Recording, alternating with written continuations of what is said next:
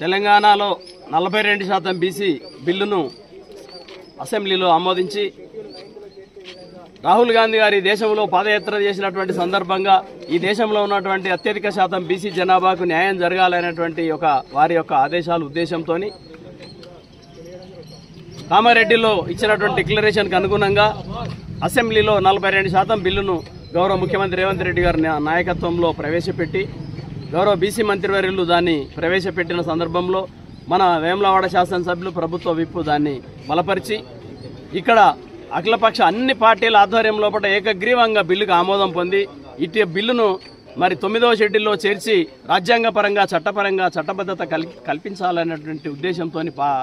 ఢిల్లీకి పంపిస్తే కేంద్రంలో ఉన్నటువంటి బీజేపీ ప్రభుత్వం దాన్ని తొక్కిపెట్టినటువంటి సందర్భంలో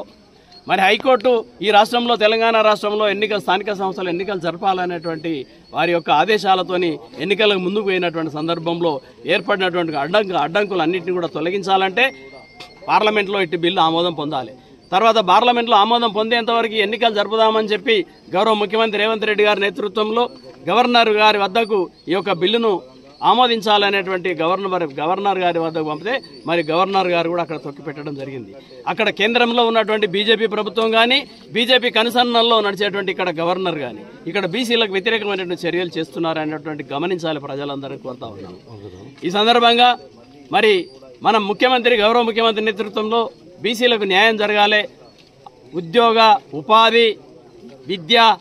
రాజకీయ రంగాల్లో న్యాయం జరగాలి, వాళ్ళకు మంచి సముచితమైన స్థానం ఉండాలనేటువంటి ఒక చారిత్రాత్మకమైనటువంటి బిల్లు ప్రవేశపెడితే